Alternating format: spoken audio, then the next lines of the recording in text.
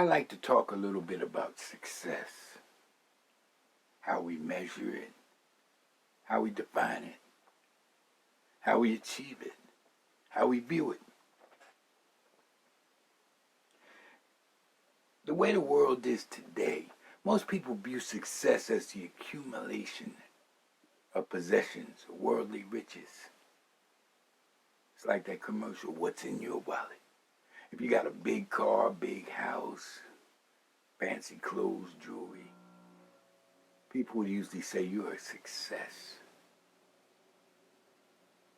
If you got a lot of followers on the internet, if you get a lot of publicity as an actor or entertainer, if you won a lot of accolades and awards, they say you're a success story. But success is simply reaching your goals, obtaining the desires of your heart. Even though Jeremiah tells us that the heart is treacherous and deceitfully wicked, who can know it? While James tells us that each one is drawn out and enticed by his own desires. And when the desire becomes fertile, it gives birth to sin, and sin in turn produces death. And one of the earliest examples of the truth of those statements is in the Garden of Eden with Eve. She saw that the fruit was something to be desired, so she took it and ate some, and gave some to her husband, and he ate it too. And they both ended up estranged from God. Another good example of someone pursuing the desires of their heart is Solomon, the wisest man who ever lived, and one of the richest too. In fact, he said he was going to try everything. And after trying everything, he came to the conclusion that it was all vanity and chasing the wind. But even though he had the wisdom to know the futility of pursuing one's desires to excess, it didn't stop him from doing it. Because his desire to please his many wives eventually put him in a position of estrangement from God also. But everybody who pursued the desires of the heart didn't end up estranged from God. I like to use for an example of the opposite, Joseph. Because from an early age, Joseph always tried to do what was right. And his desire to do what was right often put him in a strange position from his 11 brothers. Because whenever he saw them doing something wrong, he ran and told. Also, his father gave him preferential treatment over his 11 brothers, and that made them dislike him even more. On top of that, he later shared 2 dreams that he had with the family, in which it seemed like everybody bowed down to him. In the first dream, they were all in the field binding up their sheaves, and his sheaves stood up, and all theirs bowed down to his. In the second dream, he said the sun, moon, and 11 stars bowed down to him. So they grew to hate Joseph very much. In fact, they would have killed him had it not been for Reuben, the eldest brother, who said they shouldn't have his blood on their hands. So they threw him in a well. Reuben intended to come back for him later and set him free.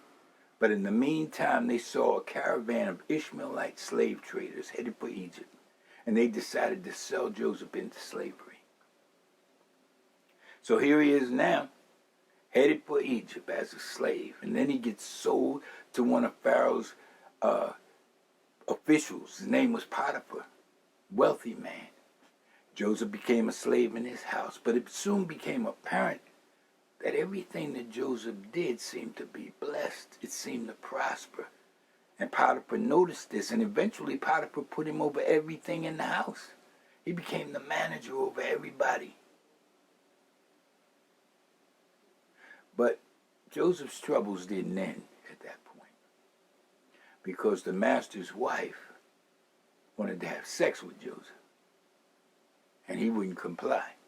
So she kept trying to seduce him in various ways, and he kept refusing her. But eventually she manipulated the circumstances so that the 2 of them were left alone in the house.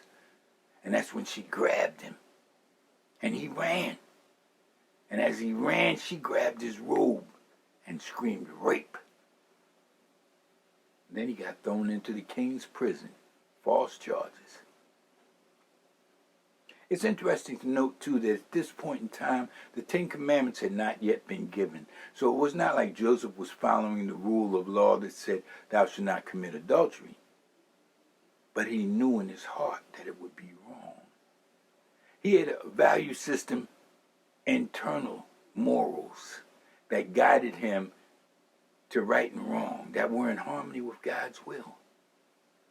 I think we all have it. We all don't listen to it. But those who listen to it are said to have integrity.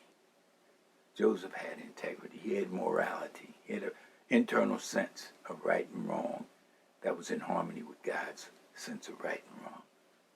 Anyway, getting back to the story. Joseph is now in the king's prison on false charges. But even there, he continues to be a success story. And it isn't long before the prison officials see that he is blessed. Everything he does seems to be blessed. So they put him over the other prisoners and eventually put him over the entire prison. So even though he's an inmate, he's now pretty much running the entire prison. And at the same time, God has given him the gift of interpreting dreams. And he has the opportunity to interpret 2 dreams for 2 of Pharaoh's officials, the chief cupbearer. And both of them had their dreams in the same night. So the cupbearer tells Joseph his dream, and Joseph gives him a favorable interpretation. He says, in 3 days' time, you're going to be back in front of Pharaoh, handing him his cup, and you got your old job back just like before. And this interpretation pleased the cupbearer very much. And all Joseph said he wanted in return was that when he gets before Pharaoh again, remember me to Pharaoh. Tell him I don't belong here. I don't even belong in Egypt. I was sold by my brothers into slavery. Then the slavers brought me to Egypt and sold me again. And then I was falsely accused of rape and thrown into prison. I don't belong here. And the cupbearer says, yeah, I'm going to bring your case to Pharaoh's attention. We're going to straighten this out. I got you. Don't worry about it. And that's what happens a lot of times when you help somebody in a situation and they say they got you and don't worry about it. When they get on their feet, they forget all about you. And that's exactly what happened. The cupbearer forgot all about Joseph. Anyway, the chief baker saw that the cupbearer got a favorable interpretation of his dream, so he wanted his dream interpreted also. In his interpretation, he was going to be back in front of Pharaoh too in 3 days, but this time he was going to lose his head. Now, the interpretation that Joseph gave both of them actually came true. But as I said before, they forgot all about Joseph. So 2 more years went by with him in prison. And then Pharaoh has a dream one night. And actually he has 2 dreams in the same night. And it's so troubling to him that he gets the magicians, the soothsayers, the astrologers, everybody to try to interpret this dream. Or the 2 dreams. And nobody seems to be able to interpret them. And that's when the cupbearer remembers this Hebrew slave that he met in prison who had the power to interpret dreams. And Pharaoh sends for him. And once again, Joseph glorifies God by telling Pharaoh first that interpretations belong to God. He didn't take credit for it. But Pharaoh tells him his dreams. And in the dream, the first dream, there was 7 fat cows grazing by the Nile River that get eaten by 7 sickly, scrawny cows. And after they get eaten, you can't even tell that they were eaten because the 7 skinny, diseased-looking cows still look skinny, scrawny, and diseased. In the second dream, he saw 7 fat, healthy heads of grain get eaten by 7 scrawny, diseased-looking heads of grain. And even after they ate the healthy heads of grain, you couldn't tell they had eaten them because they were still scrawny and skinny and diseased-looking. So Joseph tells Pharaoh that his dreams, Even though it's two dreams, they're actually one dream. They both mean the same thing. There's going to be 7 years of extreme prosperity in the land, followed by 7 years of extreme famine. Famine so bad that you won't even remember the good years when it comes. And Joseph tells him that since he got it twice, the dream twice, that means this is definitely confirmed. You can't change it. But what you can do is try to find somebody wise to be the manager of all the produce in the land, that they might manage the abundant produce in such a way that when the hard times come, you'll be able to not only weather the storm, but you'll also be in good shape. So Pharaoh says, since God gave you the interpretation of this dream, I don't think I could find anybody wiser than you. So on the spot, he elevates Joseph to second in the land only to Pharaoh himself. And here he goes. He goes from the king's prison to second in command in the whole land. And Joseph's success was not based on what he had or what he didn't have. It wasn't based on his circumstances. It was based exclusively on who Joseph was within and who he had within. We can't control the circumstances in life. We're all going to be faced with situations and times of hardship and stress and strain. Even when the disciples were with Jesus, they had trials and hardships. There was one time when they were in the boat on the water, and the boat started taking on water, and they thought they were going to drown. They woke Jesus up. He was sleeping in the back of the boat. They woke him up in a panic and said, Master, you don't care that we perish? We're about to drown. And he looked at them and said, O ye of little faith.